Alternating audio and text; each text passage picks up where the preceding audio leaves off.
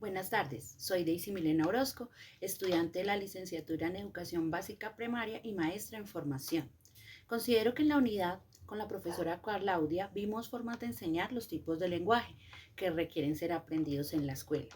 A partir de esto podemos decir que el lugar que tiene la lengua en la educación básica primaria es muy importante, ya que a través de la lengua planteamos nuestras ideas, reflexionamos sobre los diferentes tipos de pensamientos. En la lengua escrita pudimos analizar las estructuras de los textos, como los signos de puntuación, el uso de conectores lingüísticos, que son indispensables para generar un buen texto. En esta unidad empezamos escribiendo cosas sencillas para aprender a redactar tipos de texto con buenas estructuras. La profesora nos deja artículos muy interesantes en la plataforma que encontramos sobre la importancia de enseñar a escribir a mano. Este artículo nos argumenta cómo beneficia a los niños y jóvenes incluidos con discapacidades de aprendizaje. El artículo también menciona que los avances tecnológicos no eliminan la necesidad de una enseñanza explícita de la escritura a mano. Nos aclara que la mala escritura a mano puede tener un efecto generalizado en el rendimiento escolar del niño. También vimos la escritura como proceso. Es interesante conocer los subprocesos que son, por ejemplo, la transcripción, la traducción, la revisión y la edición. En esta parte de la escritura, el subproceso tiene que ver con incubar, generar, capturar, manipular ideas, organizar, fijar metas. Esto quiere decir que con esto se busca la construcción de un buen texto. Además, cuando se plantea un texto, es necesario anticipar quién lo va a leer o cómo se quiere impactar a la audiencia.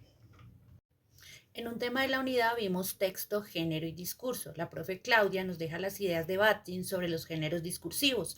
Esto fue clave para entender cómo evolucionan los tipos de lenguaje. Batin habla sobre los géneros discursivos primarios que surgen desde el de la comunicación cotidiana como conversaciones informales y los géneros de discursivos secundarios que son más complejos y están mediados por la escritura, se desarrollan en esferas sociales como la literatura, la ciencia, el periodismo.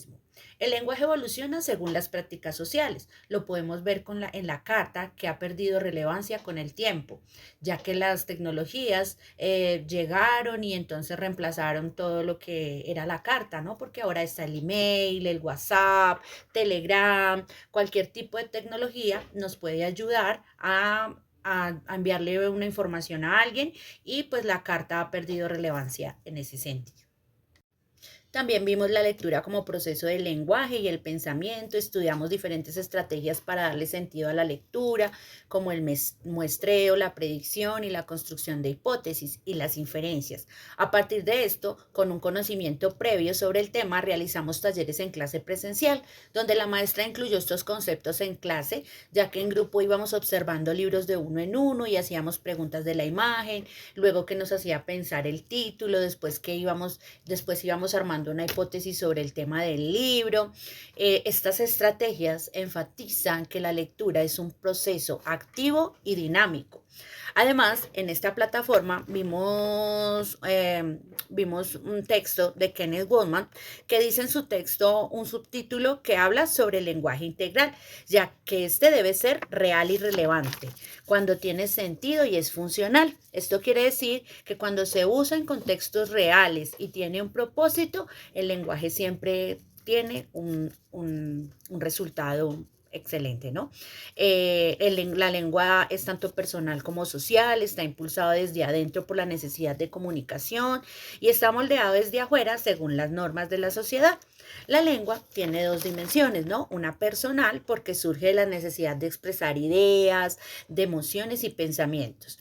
Y otra social porque está influenciada por las normas que nos da la sociedad. De esto nos habla el texto.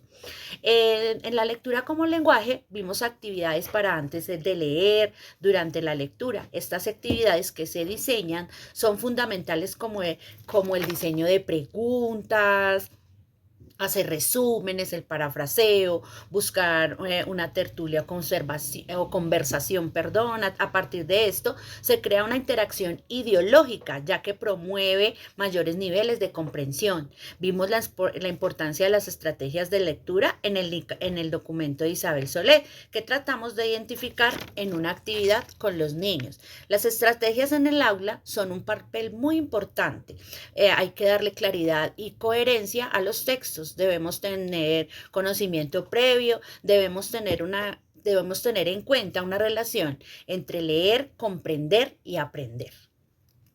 Para terminar, vimos la oralidad, una parte de la lengua muy importante. Esto nos genera relación con los demás. El diálogo y el debate son muy importantes en nuestro crecimiento personal.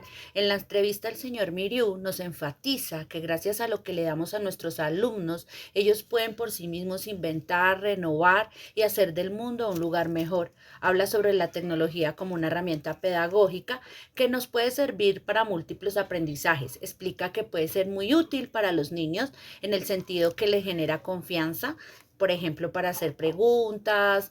De pronto les da más confianza hacerle una pregunta a la tecnología que al maestro, porque de pronto la tecnología les contesta con mejor, no sé, voluntad. Y él también dice que podemos apropiarnos de mecanismos en la tecnología, mecanismos que sirven para el trabajo colaborativo, ¿no? Merio también menciona que el uso de la tecnología digital en el aula pues puede ser importante porque puede ayudarnos también, como dije anteriormente, a generar trabajo colaborativo, que de pronto lo que son las simulaciones nos ayudan a identificar consecuencias en la virtualidad para poder tomar decisiones.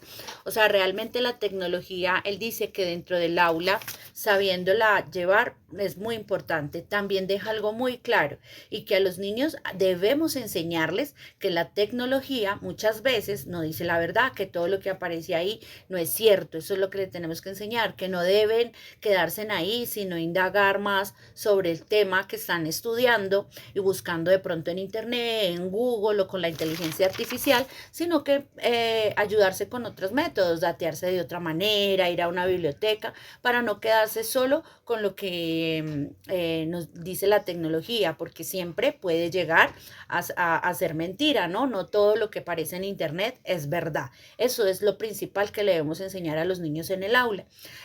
A partir de esto y de las series que vimos, como por ejemplo En Caída y El Odio Nacional, creo que dándole una mirada crítica a esto, creo que no nos debemos dejar de llevar, no, debemos enseñarles a los niños no dejarse llevar por todo lo que ven en las pantallas, ni creer en todo lo que ven en las pantallas, que se debe indagar. Creo que esos dos capítulos nos dejan muy claro que no debemos dejarnos llevar por las apariencias que muestran las redes sociales, que muestra la tecnología, que debemos volvernos más, debemos hacer también de nuestros niños pensadores críticos, que no se queden solo con esa información, sino que indaguen más sobre el tema. Muchas gracias.